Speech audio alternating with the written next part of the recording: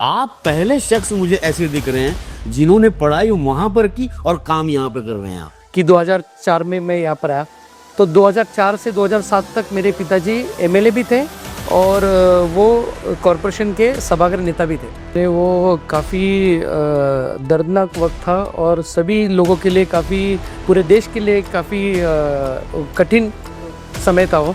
तकरीबन 3,500 से 4,000 लोगों का खाना पूरे महीना भर के लिए हमने वहाँ पर अरेंज किया था। काफ़ी लोग, हमने हमारे प्रभाग में, वार्ड में इतने करोड़ के काम किए, उतने करोड़ के काम किए, ये लोग बोलते, लेकिन मैं अभिमान से कहता हूँ कि पूरे मेरी वजह से कॉरपोरेशन के तिजोरी में हज़ारों करोड़ यहाँ पर एक्स्ट्रा मिल गए। पार्टी उनको ताकत देती ही नहीं, पार्टी उनको बड़ा ही नहीं होने देती, ना उनको पार्टी के ऑफिशियल काम में इन्वॉल्व किया जाता है। जब कांग्रेस पार्टी के संगठन और उनके साथ में जुड़े हुए लोग और पार्टी अलायंस में, कॉरपोरेशन में और स्टेट में इसमें थी, सत्ता में थी, तब उनको किधर पद मिले? किसी को भी कोई पद नहीं मिले।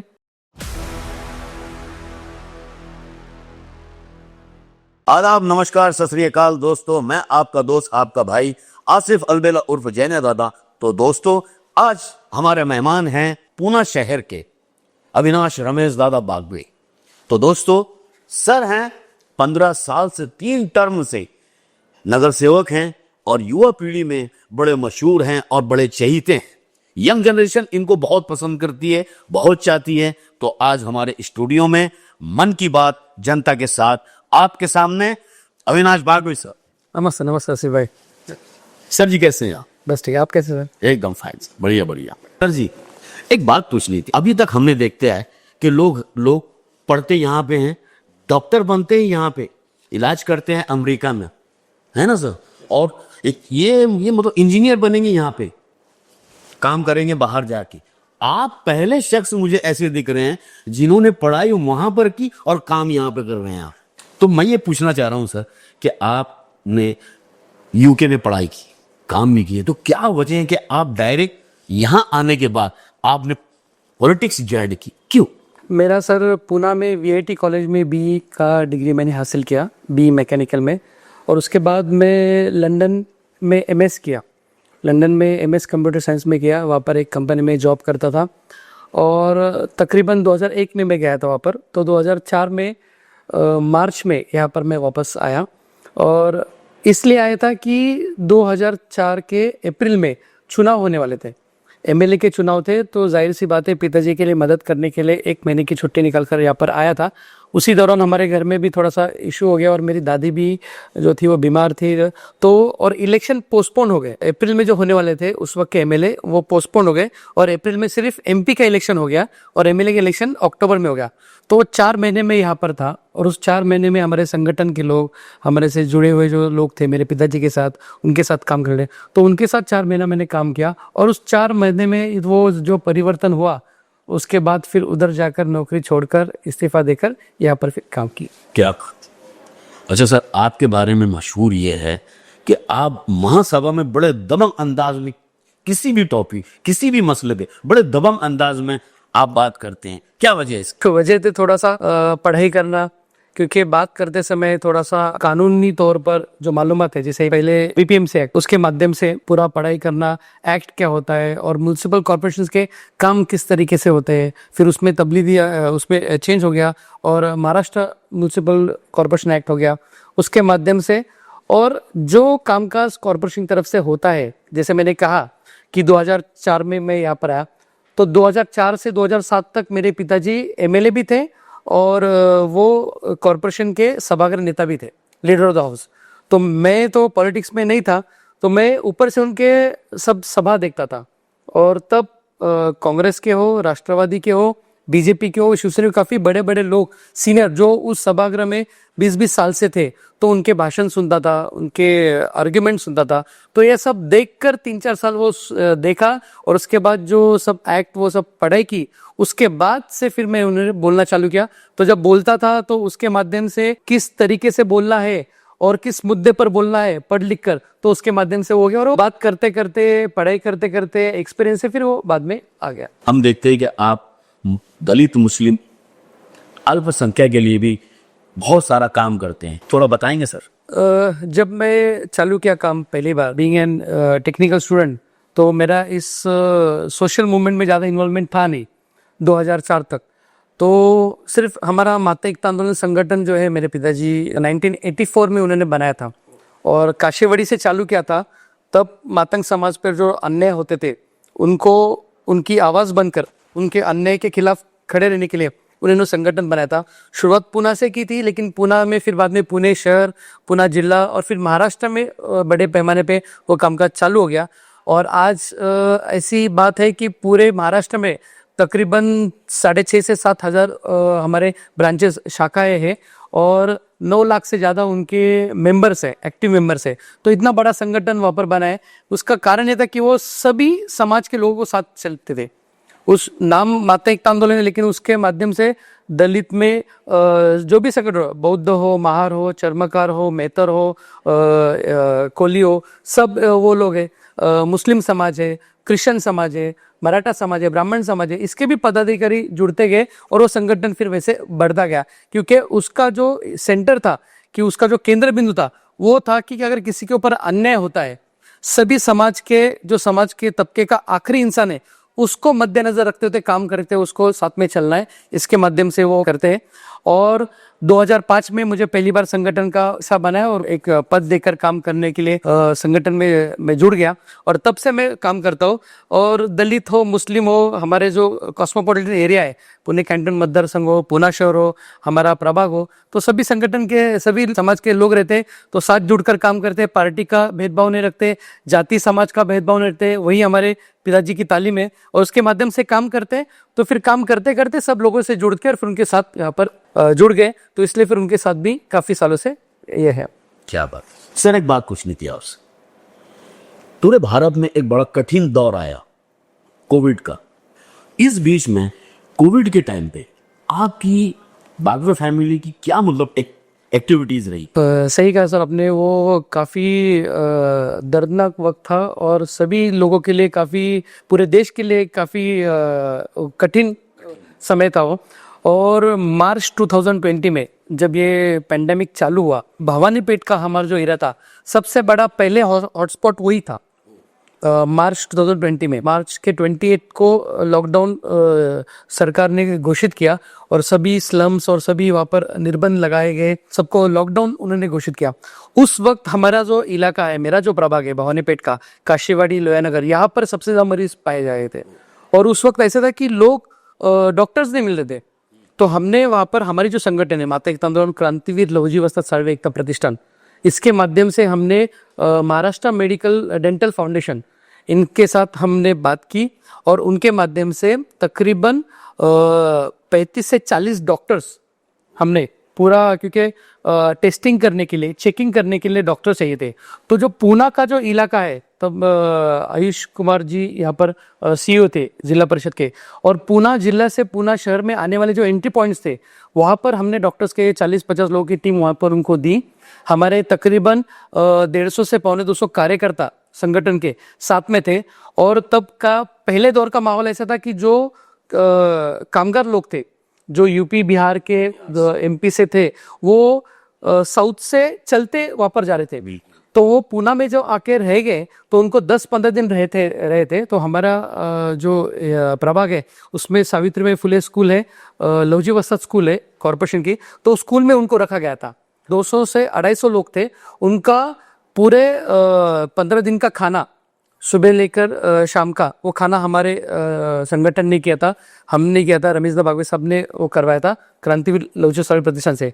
उसके बाद तकरीबन 1 महीना भर हम हमारे जो फ्रंटलाइन वर्कर्स थे, जो आशा वर्कर थे, बचत गट के महिलाओं थे, कॉरपोरेशन के जो कर्मचारी थे, और जो टेस्टिंग के लिए लोग जाते थे, क्योंकि लोग टेस्ट नहीं करवा रहे थे, उनको क्वारंटाइन सेंटर में शिफ्ट करना, लोगों को मदद करना, उनको असिस्ट करने के जो लोग थे, इनको सबको एक वक्त का खाना, दोपहर का खाना, ऐसा हमने यहाँ पर वो किया था। जो पुलिस बंदोबस्त के लिए थे, इनका सबका, सो मेरे ख्याल से तकरीबन 3,500 से 4,000 लोगों का खाना पूरे महीना भर के लिए हमने वहाँ पर अरेंज किया था।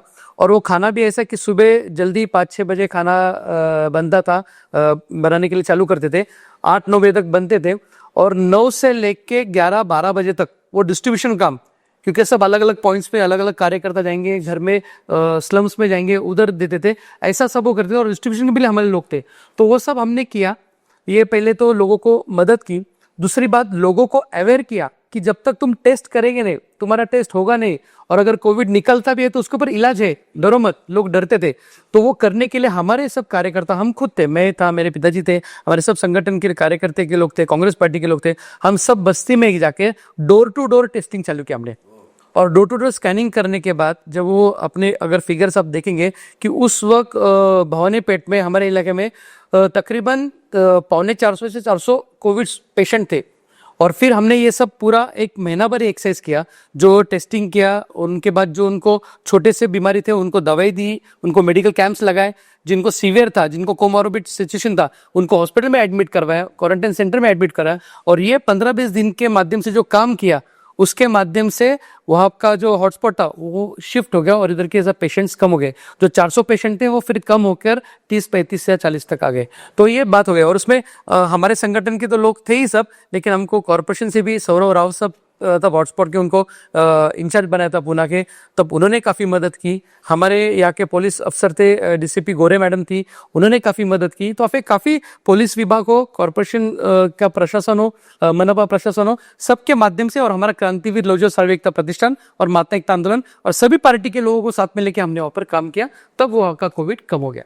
क्या जैसे युवा पीढ़ी आपको इतना प्यार करती है, लाइक करती है आपको, तो आप स्पोर्ट्स में भी आपकी काफी मतलब इन्हें दिलचस्पी है, क्या वजह है सर इसकी? वजह ये है सर, क्योंकि मैं खुद एक स्पोर्ट्समैन रहा हूँ और मैंने 11 नेशनल्स खेले हैं एथलेटिक्स और फुटबॉल में, और मेरे कॉलेज के और स्कूलिंग के वक्त, और उसमें के 11 में के 6 बार मुझे मेडल भी है, नेशनल मेडल।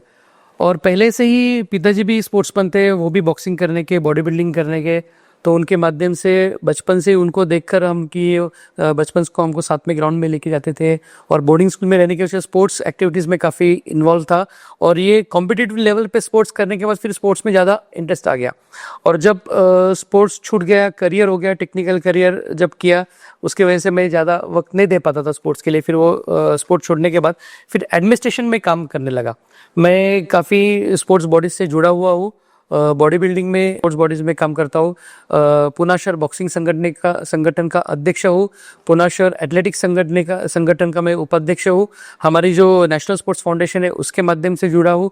क्रांतिवीर लोजी सर्वे प्रतिष्ठान है, उसके माध्यम से हमारा एक बॉक्सिंग क्लब है, लोजी बॉक्सिंग क्लब।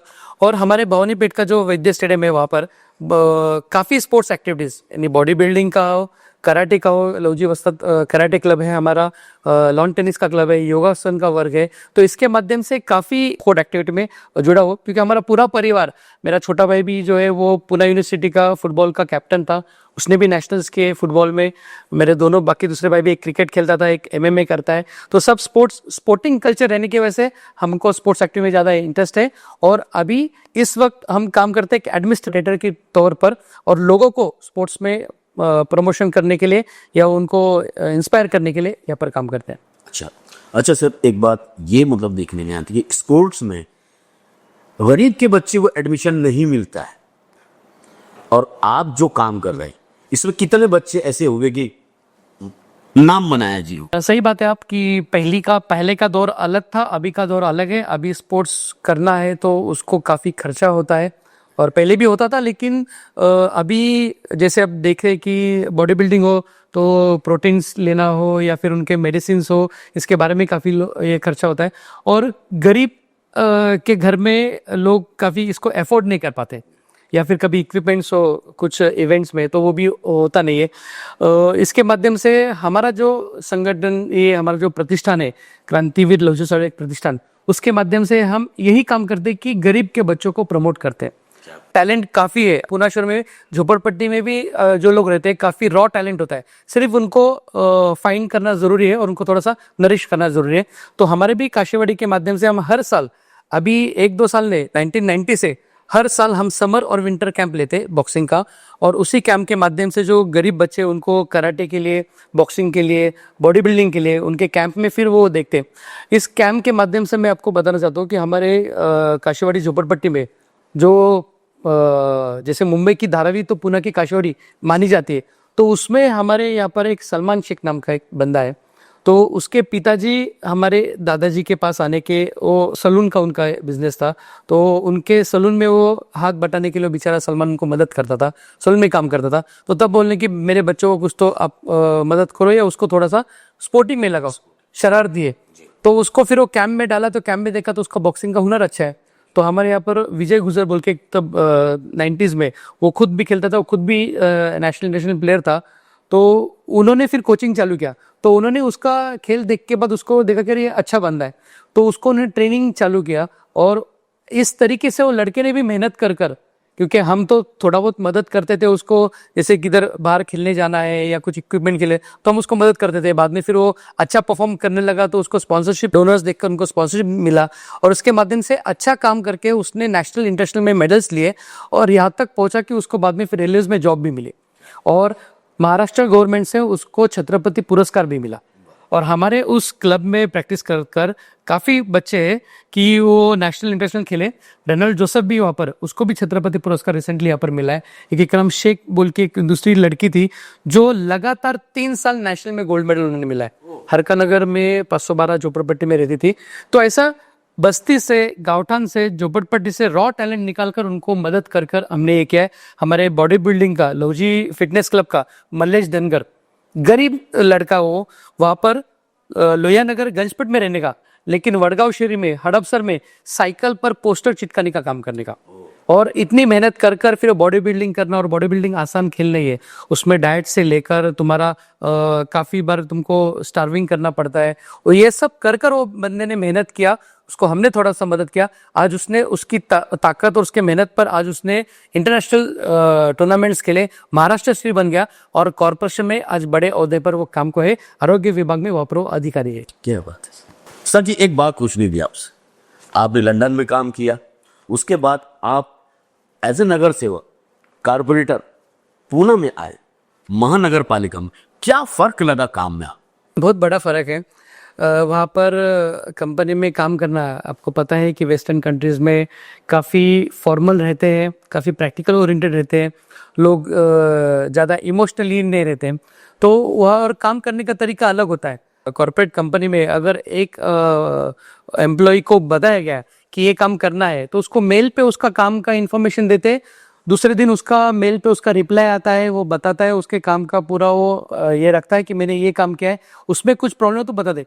लेकिन सरकारी काम यहाँ का तो कुछ और ही है, सिर्फ बोलने से होता नहीं, पीछे पढ़ना पड़ता है, बोलना पड़ता है, काफी बार तो गाली गलौज होती है, काफी बार मार होती है, ये होती है। तो ये सब बातें यहाँ पर आने के बाद फिर पता चली। हालांकि ये नया नहीं था मुझे, क्योंकि मेरे पिताजी 1986 से कॉर्पोरेटर रह चुके हैं, और 2007 तक वो पीएमसी में काम करते, तो हमने उनको काम देखा है कि कॉर्पोरेशन का काम कैसे होता है। लेकिन बाहर से काम देखना और खुद एज ए कॉर्पोरेटर काम करना, वो वहां पर आने के बाद पता चला कि कैसे होता है, और सरकारी काम कितना मुश्किल होता है काम करवाना।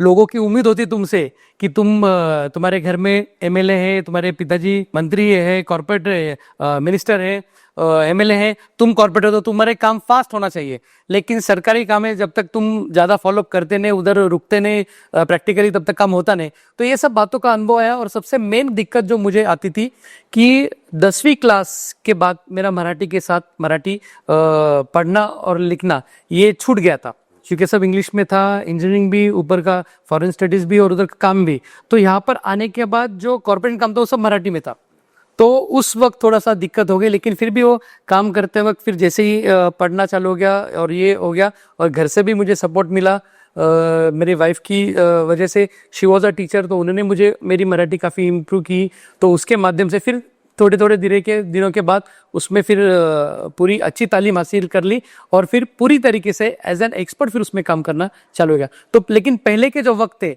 वो थोड़ा सा काफ़ी मुश्किल था कि बात करना लोगों से, प्रैक्टिकली काम, ऐसी उम्मीद थी कि आज मैंने अगर काम बोला तो कल को ऑफिसर वो काम कर देगा पूरा, लेकिन 1 महीने बाद भी अगर जाओ तो काम वैसे के वैसे ही।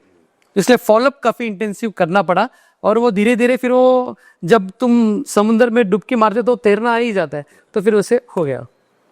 जैसे आपने यहाँ पर काम किया, तो पूना शहर में क्या बदलाव आया? आपने क्या ऐसा काम किया कि इन्हें बड़ा बदलाव दिखा उसमें। हालांकि जब मैं नगर सेवक 2007 में पहली बार बना, तो जिस प्रभाग से बना था, जिस वार्ड से बना था, काशीवाड़ी भवानीपेट में, तो मेरे पिताजी ऑलरेडी उस प्रभाग के पिछले 25 साल से नगर सेवक थे।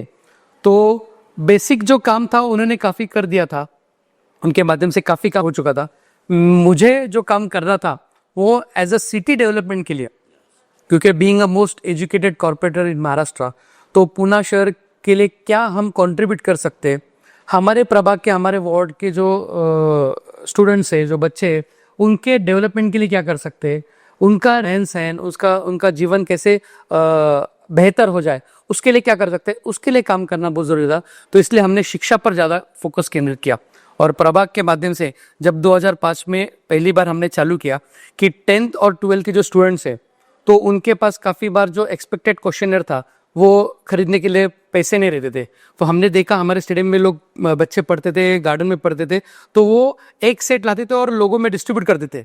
और काफ़ी बार, एक बार तो ऐसा था कि दो बच्चों ने वो बुक आधे से ऐसा फाड़ दिया और वो आधा पढ़ रहा है, या आधा पढ़ रहा है, और कुछ दिनों के बाद वो एक्सचेंज कर रहे। तो यहाँ तक तो हमने वो सोचा कि इसमें अगर ये कर रहे हैं तो हम खुद उसमें आगे आ जाए। तो हमने सबको तब तकरीबन 450-400 रुपये को सेट मिलता था, पूरे 6-7 सब्जेक्ट्स का, पूरा साइंस, मैथ्स और तुम्हारा इसका। तो वो सब सेट हम उन बच्चों को फ्री ऑफ कॉस्ट देने लगे। और देते समय जो पूना के एक अच्छे कोचिंग क्लासेस है, या कोई प्रोफेसर हो, या जिन्होंने 10वीं और 12वीं के एग्जाम में अच्छे मार्क्स हासिल किए हो, जो बच्चों को ट्रेन करते हो, उनको बुलाकर उनका एक काउंसलिंग सेशन वहाँ पर उनके लिए अरेंज किया।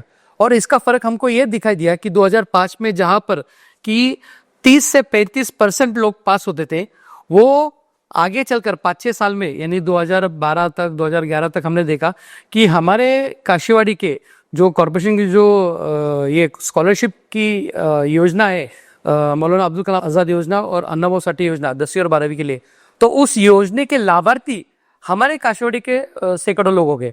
यानी 85% से ऊपर जिसको मार्क मिलते, उनको वो स्कॉलरशिप मिलती है। तो 85% के ऊपर इतने लोग यहाँ पर आ गए।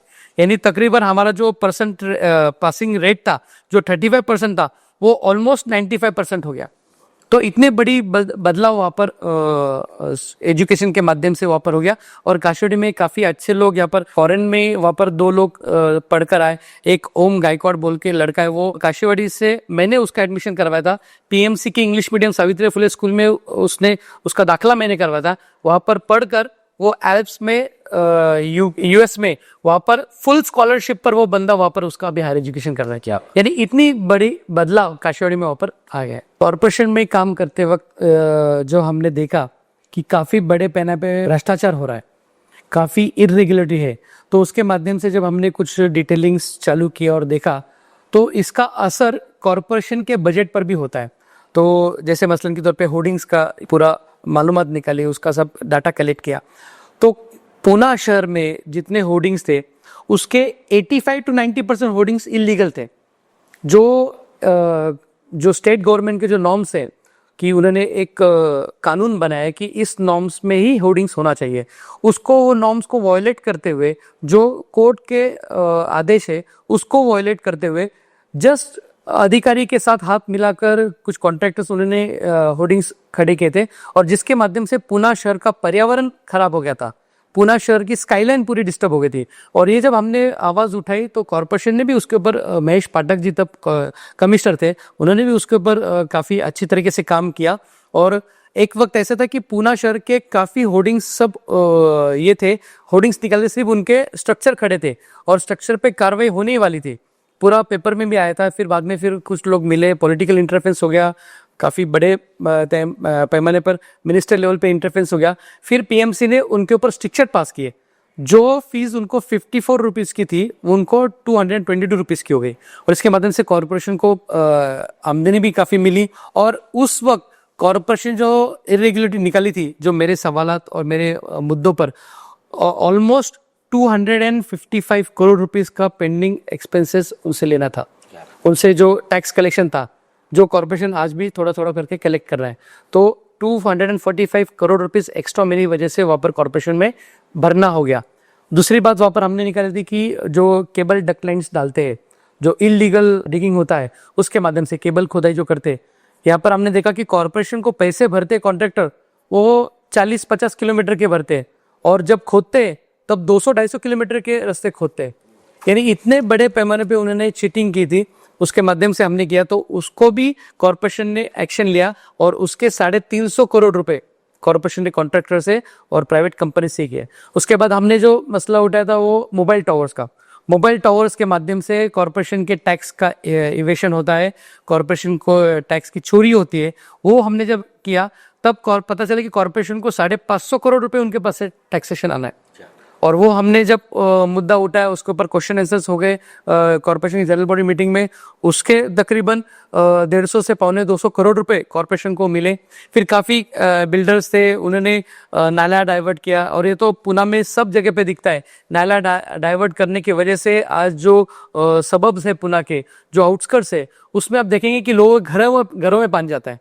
सिटी में देखेंगे कि लोगों ने नाले पर जो ये काम किया है, बड़े बड़े बिल्डिंग खड़े किए जो वहाँ पर, उसके वजह से कितनी दिक्कतें लोगों को आती है, और हार्ट ऑफ द सिटी में भी वहाँ पर भी ये प्रॉब्लम है। तो ऐसे काफ़ी बातों पर होर्डिंग्स हो, वीएमडी का विषय हो, वीएमडी के माध्यम से हमने आवाज़ उठाई थी, जो एलईडी के जो होर्डिंग्स खड़े किए बाकायदा कॉरपोरेशन ने खड़े किए, तो उसके माध्यम से हमने आवाज़ उठाई। ऐसे काफ़ी मुद्दों पर हमने किया। सबसे बड़े चर्चे में आया था मुद्दा वो बेंचेस और बोलार्ड का। यहाँ पर एक वक्त था कि कॉरपोरेशन ने एयरपोर्ट बेंचेस लोगों की सुविधा के लिए गार्डन्स में, सोसाइटीज में, फुटपाथ पर बिठाए थे। वो बेंचेस की जब हमने तहकीकात की तो वो, और बोलार्ड्स भी, जैसे फुटपाथ के ऊपर, बड़े फुटपाथ के तो गाड़ियाँ ना जानी चाहिए, कोई जगह अगर ये की तो उनको ड्राइविंग के लिए आसानी हो, इसलिए बोलार्ड्स लगाए गए थे, छोटे छोटे बोलार्ड्स होते तो वो लगाए गए, कैट आइज जो लगाते वो लगाए, ऐसे सब ये लगाए थे। तो बेंचेस की जो हमने प्राइजेस निकाली, एक बेंच जो कॉरपोरेशन यहाँ पर 20 से 19 हज़ार को लेते थे कॉन्ट्रैक्टर से, उस बेंच की मार्केट में वैल्यू 4,000 रुपये की थी, 4,000 रुपये की थी, वो भी एक्सक्लूसिव था। अगर उससे कम लिए तो वो 2,500-3 हज़ार में था। तो इतना बड़ा फर्क, और हजारों बेंचेस कॉर्पोरेशन लेते थे। तो आप सोचो कितने करोड़ का गफला था वो। बोलार्ड जो लगाते थे, एक बोलार्ड जो 900 और 1,200 रुपए को, उनके साइजेस पे था डिफरेंट, तो 900 और 1,200 रुपए को मिलता था। उस बोलार्ड की कीमत 4,500 रुपए वो लगाते थे, और कोई भी एक रास्ते पे बोलार्ड लगाएंगे तो 100-150 बोलार्ड लगाते। तो इतने बड़े पैमाने पे बानेवारी हो, बालेड हो, वडगांव शीरी हो, येरवड़ा हो, वाघोली हो, हड़पसर हो, तुम्हारा पुणे सातारा रोड हो, नगर रोड हो, इससे बड़े बड़े रोड पे सैकड़ों की तादाद में वो बोलार्ड और लगाते थे। तो सोचो कितने बड़े पैमाने पे कॉर्पोरेशन का ऊपर नुकसान होता था। तो 2 साल वो हमने देखा, 2012 से लेके 2014 तक। फिर 14 के बाद हमने वो क्वेश्चन पीएमसी में रेज किया, फिर पीएमसी ने रेट रिवाइज किए, और करोड़ों रुपए कॉर्पोरेशन के बच गए। काफी लोग हमने हमारे प्रभाग में, वार्ड में इतने करोड़ के काम किए, उतने करोड़ के काम किए, ये लोग बोलते, लेकिन मैं अभिमान से कहता हूं कि पूरे मेरी वजह से कॉर्पोरेशन के तिजोरी में हजारों करोड़ यहाँ पर एक्स्ट्रा मिल गए, और सिर्फ मिल ही गए नहीं, आने वाले कई सालों तक उनके वो हजारों करोड़ जो एक्स्ट्रा खर्चा होने थे वो बच भी गए। बस क्या ये उपलब्धि थी। आज एक बड़ा अच्छा हर जगह नारा दिया जाता, स्मार्ट सिटी, स्मार्ट सिटी। तो आप पुणे शहर हो, स्मार्ट सिटी बोलते हैं, आप किस नजरिए से देखते हैं उसको? हालांकि सर, स्मार्ट सिटी ये जो और जुमले की तरह ये भी एक जुमला था, तो सिर्फ लोगों को फंसाने के लिए या लोगों को दिशा भूल करने के लिए वो यूज़ किया गया था। हालांकि वैसी कोई स्मार्ट सिटी बनी नहीं, और पुणे शहर की तो हालत बद से बदतर हो गई है। जो पुणे शहर में 2014 में 2017 तक जो पुणे के जो यहाँ का वातावरण था, यहाँ का जो कामकाज था, जो कॉरपोरेशन का जिस तरीके का काम चल रहा था, उसको पूरी तरीके से खराब करके सिर्फ करप्शन एंड ओनली करप्शन, ये यहाँ पर गया। जो स्मार्ट सिटी का 2016 में हमारे पीएम साहब ने, मोदी साहब ने पुणे में आके स्मार्ट सिटी का इनॉग्रेशन किया, कि यहाँ पर इतने 16 मॉडल्स उन्होंने बनाए थे टोटल, कि ये मॉडल्स हो जाएंगे स्मार्ट सिटी के माध्यम से, रोड्स हो जाएंगे, तुम्हारा इंटीग्रेटेड ट्रैफिक मैनेजमेंट होगा, तुम्हारा इंटेलिजेंटली तुम्हारा हॉस्पिटल का मैनेजमेंट होगा, तुम्हारे लाइट हाउस के माध्यम से लोगों को रोजगार मिलेंगे। कुछ भी नहीं हुआ। रोड के भी कुछ काम नहीं हुआ, ना ट्रैफिक का मैनेजमेंट हुआ, उल्टा काफ़ी समस्या बढ़ गई। ट्रैफिक जो यहाँ पर पहले थोड़ा कंजेशन था, अभी ट्रैफिक की समस्या पूरी तरीके से आउट ऑफ कंट्रोल चली गई। लोगों को एक जगह से दूसरी जगह पे जहाँ पर 15 मिनट का फासला है, वहाँ पर अगर ट्रैफिक की वजह से 20-25 मिनट लगते थे, आज उसी 15 मिनट के फासले के लिए एक घंटा लगने लगा। तो काफ़ी यहाँ पर दिक्कत है। और सिर्फ स्मार्ट सिटी के माध्यम से सिर्फ करप्शन हुआ। स्मार्ट सिटी आज उन्होंने अनाउंस भी ऑफिशियली अनाउंस किया कि हम बंद करते, लेकिन जो इतने पैसे खर्चा हो गए उसका क्या, उसका जिम्मेदार कौन है? यहाँ पर बाइसिकल शेयरिंग स्मार्ट सिटी के माध्यम से करते थे, 450 करोड़ रुपए पीएमसी के साइकिल ट्रैक बनाने के लिए सिर्फ खर्चा किए। जो साइकिल ट्रैक बने ही नहीं तो उसके पैसे किधर गए? आज वीएमडी यहाँ पर उन्होंने बनाया था, जो पब्लिक एड्रेसिंग सिस्टम हम बनाते, ऐसा उन्होंने कहा था। और चौक चौक में सब रूल्स वायलेट करके बड़े बड़े एलईडी के बोर्ड्स वहाँ पर बनाए, और जिसके माध्यम से कि आपत्ति अगर होती है तो लोगों को एड्रेस करने के लिए उसका यूटिलाइजेशन किधर इस पूरे 5-6 साल में उसका यूटिलाइजेशन नहीं। तो ये जो हजारों और सैकड़ों करोड़ जो कॉरपोरेशन के, जो हमारे पुणे शहर के नागरिक के, जो टैक्स पेयर के गए, उसका जिम्मेदार कौन? उसका कोई जवाब ही नहीं रहे। इसलिए स्मार्ट सिटी सिर्फ भूल भुलैया है और कुछ भी नहीं। कांग्रेस पार्टी के ताल्लुक से पूछना चाह रहा हूं मैं कि सब एक आस लगाए बैठे कि कांग्रेस पार्टी कुछ करेगी, लेकिन ऐसा कुछ दिख नहीं रहा है सर, आपकी आधी बात से मैं सहमत हूँ, आधी बात से नहीं हूँ। दिख नहीं रहा है इससे सहमत हूँ, लेकिन कर नहीं रही ऐसा कुछ नहीं है। कर तो रही है। काफ़ी बार कांग्रेस पार्टी यहाँ पर आंदोलन करती है, जो भी कोई बर्निंग इशू हो, स्टेट का हो, सिटी का हो, लोकल का हो या नेशनल का हो। हमारे नेशनल लीडर राहुल जी गांधी है, हमारे खड़गे साहब है, हमारे काफ़ी जो वरिष्ठ नेता है, वो काफ़ी बार अगर कोई इशू होता है, जैसे किसानों के काले कानून थे, उसके माध्यम से हो, या संविधान चेंज करने के लिए उन्होंने जो अमेंडमेंट करने की कोशिश कर रहे थे उसके माध्यम से हो, दलितों के ऊपर होने वाले अन्याय अत्याचार, इसके माध्यम से कांग्रेस पार्टी ने हर बार अपनी आवाज़ रखी है। लेकिन जाहिर तौर पर आप देखेंगे कि गोदी मीडिया के माध्यम से उनकी आवाज़ दबाई जाती है, या काफ़ी बार तो लोगों तक पहुँचने ही नहीं देते।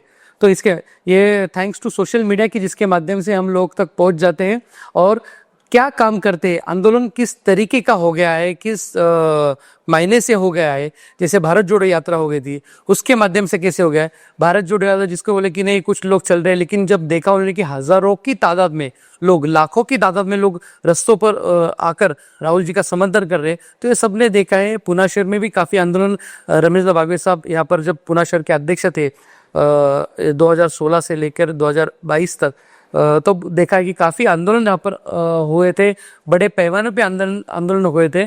और कांग्रेस पार्टी अपनी तरफ से हलचल करती है, काम करने की कोशिश करती है, लेकिन मीडिया उसको दिखाता नहीं। ये सबसे बड़ी प्रॉब्लम। अभी जो ये 8-10 सालों में जो तासुब का जहर घुला गया है, हिंदू मुस्लिम वाला, तो ये ऐसे माहौल में, ऐसी जहर भरी फजा के अंदर, माहौल के अंदर आपको काम करने में कितनी आसानी और अपने कितनी दिक्कत होती? आपने बहुत सही कहा कि माहौल पूरी तरीके से बदल गया है। जो 2014 के पहले की राजनीति थी और 2014 के बाद की राजनीति, ये काफ़ी बदल गई है। पहले के राजनीति लोगों के काम के ऊपर बात करना या सवाल खड़े करने पर थी। आज लोगों के जात और धर्म के ऊपर सवाल खड़े कर वहाँ पर राजनीति होती है, जो हमारे देश के लिए काफ़ी हानिकारक है। हमारा देश संविधान से बना हुआ है और हमारा देश सभी जाति धर्म के लोगों को साथ में लेकर चलने वाले तहजीब का देश है। जो ये लोग ये तहजीब और संस्कार हमारे जो है वो ख़त्म करने की कोशिश कर रहे हैं, और कम्युनल पोलराइजेशन ये ज़्यादा हो रहा है।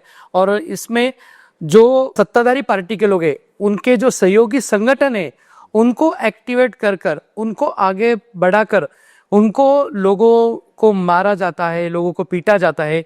काफ़ी जगह पे तो हम देखेंगे गांव में, वहाँ पर तो लोगों को बुरी तरीके से मार डाला जाता है, लेकिन उनकी डेड बॉडी है वो भी पब्लिकली ना आते हुए पुलिस प्रोटेक्शन में, जैसे हाथरस में हुआ था, पुलिस प्रोटेक्शन में, डीएम के प्रोटेक्शन में वो बॉडी का वो जलाया भी जाता है और लोगों को, उनके परिवार को दिया भी नहीं जाता। इस हद तक यहाँ पर कार्रवाई करते हैं। तो इसलिए आपने सही कहा कि माहौल पूरी तरीके से बदल गया है और कम्युनल ज़्यादा हो गया है, और इसलिए काम करने के लिए सेक्युलर पार्टी के जो लोग हैं, सेक्युलर विचारधारा के लोग हैं, उनको दिक्कतें आती है। लेकिन कितनी भी दिक्कतें आती रहेंगी, फिर भी हम वहाँ पर डट कर काम करेंगे, देश की एकता के लिए काम करेंगे और समाज के लिए काम करेंगे। सर ये तो आपने पॉलिटिकली जवाब दिया, सच बताइए बात क्या है? हकीकत तो ये है कि पार्टी का संगठन काफ़ी अच्छी तरीके से काम करता है और हमारे जो बड़े लीडर्स हैं, सोनिया जी हो, राहुल जी हो, खड़गे साहब हो और ऊपर के कुछ नेता हैं, उनकी कोशिश काफ़ी रहती है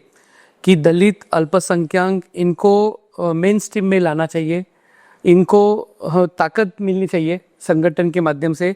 बट वो नीचे तक जो संगठन बूथ लेवल तक आता है, तब तक वो थॉट प्रोसेस पर्कुलेट ठीक से होती नहीं है और वो थॉट प्रोसेस छूट जाता है और उसमें काफ़ी बदलाव आ जाता है और फिर नीचे तक आने तक फिर फैक्शंस होते हैं, अलग अलग ग्रुप्स होते हैं, अलग अलग गठबाजी होती है और इसके माध्यम से संगठन वीक होता है। ये एक कुछ पैमाने पे हमने देखा गया है।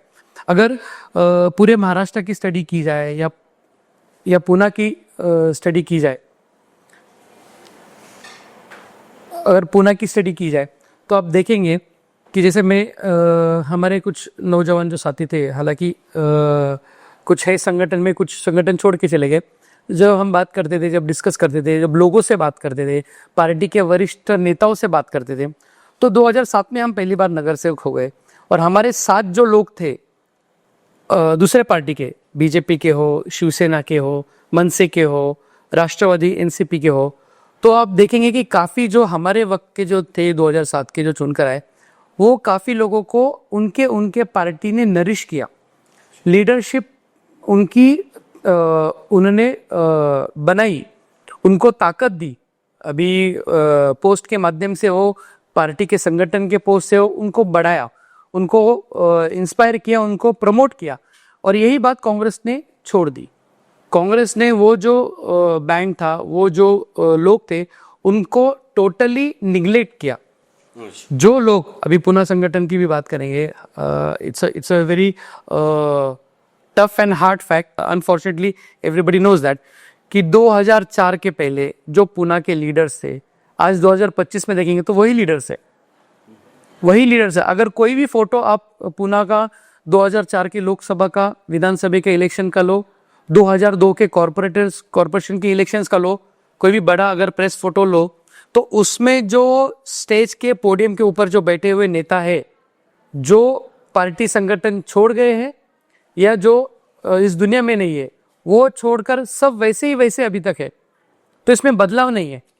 तो इसके माध्यम से युवा खास तो पार्टी से थोड़ा सा दूर होते हुए नजर आया और जो उन लोगों को, हालांकि किसी को पर्सनली प्रमोट करने की जिम्मेदारी पार्टी की नहीं है, लेकिन पार्टी का एक जिम्मेदारी है कि अगर पार्टी में कुछ युवा अगर पार्टी से जुड़ रहे हैं तो उनको ताकत भी मिलना चाहिए।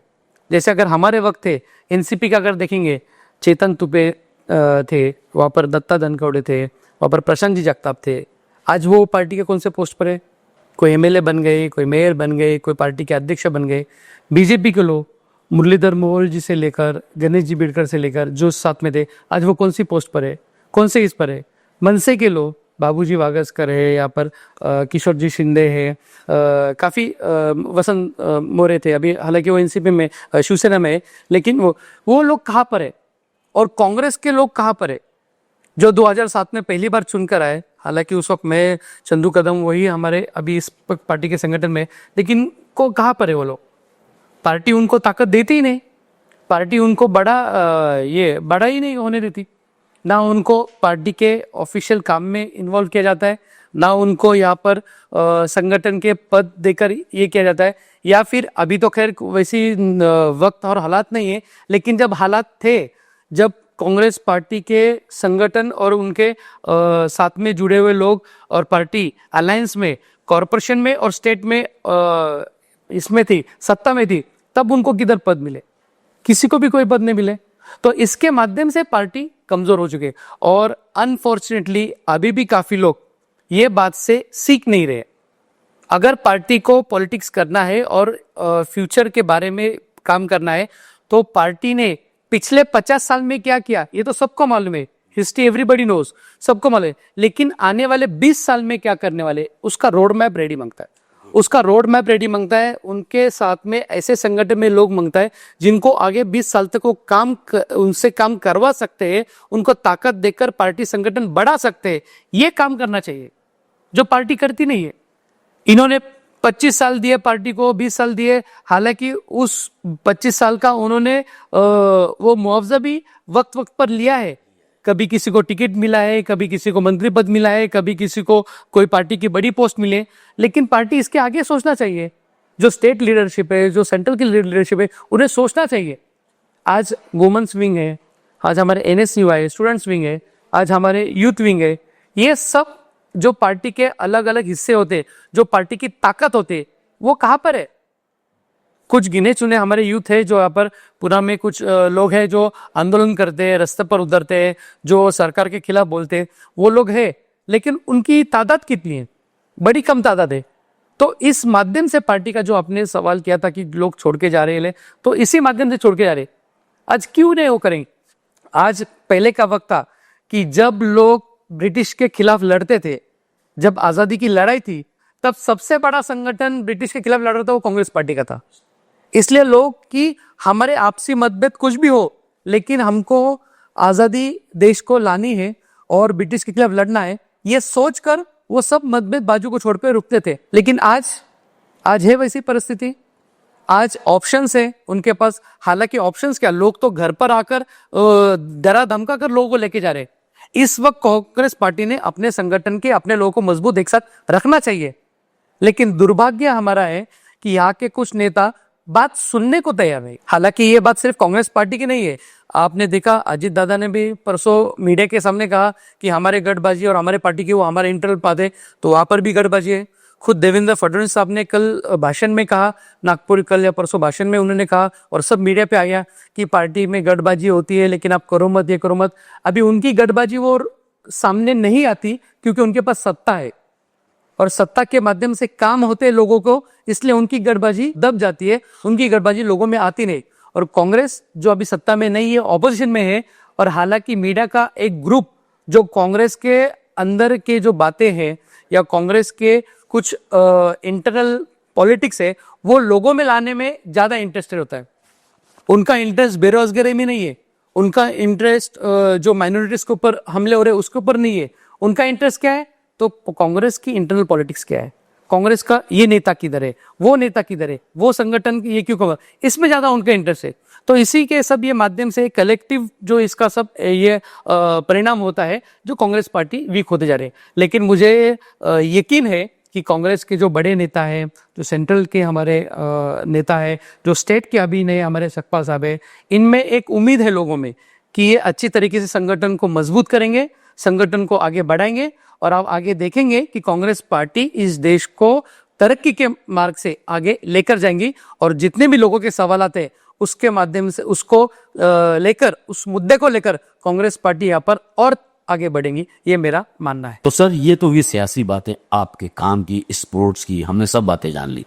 कुछ पर्सनल बात, इतना काम करने के बाद सियासी एक्टिविटीज, स्पोर्ट्स में इतना सब कॉम्पिटिशन, इलेक्शन, ये सब काम करते हुए फैमिली को आप कितना टाइम देते हैं? फैमिली के बारे में बताइए। मेरी फैमिली एक्चुअली, पिताजी तो मेरे एक स्टेट होम मिनिस्टर रह चुके हैं, MLA थे, 10 साल MLA थे, वो पुणे शहर के अध्यक्ष भी रह चुके हैं और पार्टी के प्रदेश के उपाध्यक्ष, तो उनका भी पॉलिटिकल काफ़ी बड़ा वक्त उन्होंने पॉलिटिक्स में बिताया है और देखा है उनका काम। हम 5 भाई हैं, पांचों भाई सब अलग अलग अपने बिजनेस में अलग अलग वेल सेटल्ड प्रॉपरली। किसी का कंस्ट्रक्शन का है, किसी का होटल का है, किसी का जिम का है, अलग अलग सबका बिजनेस है। परिवार, हम मेरे 2 बच्चे हैं, बीवी है, तो आई एम वेरी फॉर्चुनेट कि my wife takes care of everything और अच्छी तरीके से, और उनके माध्यम से मैं ज़्यादा वक्त बाहर दे पाता हूँ। वो खुद एक अच्छी ब्रिलियंट स्टूडेंट रह चुके हैं, यानी स्कूलिंग उनका पूरा, यानी 5th 6th से लेकर तो उनका ग्रेजुएशन तक वो हर वक्त क्लास में फर्स्ट रह चुकी हो। काफ़ी टैलेंटेड और इंटेलिजेंट स्टूडेंट थी वो। तो इसीलिए फॉर्चुनेटली फिर मेरे बच्चों का पूरा स्कूलिंग और एजुकेशन का उन्होंने ये किया। बड़ा बेटा अभी 12th में है और बेटी 10th में है, दोनों ICSE बोर्ड में पढ़ते हैं। और बेटे को तो पिछले साल 10th में जब उसने ये किया, पास किया, तो 95% से उसने ICSE बोर्ड में पास हो गया। तो अच्छी तरीके से पढ़ाई चल रही है। वो भी अच्छा स्पोर्ट्समैन है, वो भी फुटबॉल खेलता है। लड़की उन्होंने एक्स्ट्रा एक्टिविटीज़ में उन्होंने क्लासिकल डांस, कथक में काफ़ी ये करते हैं और इंटरनेशनल शोज़ और इंटरनेशनल अवार्ड्स भी उन्होंने जीते। अभी पिछले साल ही UAE में, दुबई, इसमें अबू धाबी में शो हो गया था, वहाँ पर उनका उसने अवार्ड जीता था। अभी पेरिस में अगस्त में है, तो वहाँ पर है। तो फैमिली वो जो करते हैं, मेरा सिर्फ उनको थोड़ा सपोर्ट होता है, लेकिन जितना करते हैं वो उनकी मेहनत है और मेरे वाइफ का पूरा ये वक्त घर पर ज़्यादा नहीं दे पाता, लेकिन जो भी जब भी मिलता है तो देने की कोशिश करता हूँ। दिन भर तो बाहर रहने के बाद शाम का वक्त जो होता है तब जाता। अभी हालांकि थोड़े बच्चे बड़े हो गए, लेकिन तब पहले जब छोटे थे तब वो उनका जाने तक वो तो सो ही जाते थे। सुबह जब निकलते हो तो वो तो स्कूल चले जाते, तो इसलिए वक्त नहीं होता। तो फिर वीकेंड में कभी उनके साथ कभी खाने में गए, डिनर के लिए बाहर चले गए, या मल्टीप्लेक्स पे कोई मूवी देखने गए, तो ऐसा ईयरली एक आधा ट्रिप, लेकिन ज़्यादा वक्त दे नहीं पाते। हालांकि हमारे पिताजी के माध्यम से उन्होंने जो शिक्षण हमको और शिक्षा दी है, उसके माध्यम से ज़्यादा कहाँ पर हम पार्टी एनिमल नहीं है। यानी लोग अब देखेंगे पॉलिटिक्स के, या जिसका थोड़ा सा पैसे थोड़े हो या बिजनेस हो, तो सैटरडे संडे बाहर पब में इधर उधर, तो वैसा हम कभी करते नहीं, कभी गए नहीं, ये नहीं। तो इसलिए वो नहीं, जो भी ऐसा वक्त अगर मिलता है तो फिर फैमिली के साथ वो देने की कोशिश करते हैं, और जो है उनके हिस्से में थोड़ा बहुत इतना वक्त आ ही जाता है। क्या बात है। तो दोस्तों, ये थे हमारे अविनाश बागवे सर, जो अपनी फैमिली के बारे में बड़ी अच्छी बातें की हैं। हमें बड़ा मजा आया, और मुझे उम्मीद है कि आप लोग इस वीडियो को देखिए, लाइक कीजिए, शेयर कीजिए, अच्छी अच्छी कमेंट कीजिए, और हमारे प्रोग्राम मन की बात जनता के साथ को सब्सक्राइब कीजिए। थैंक यू, शुक्रिया।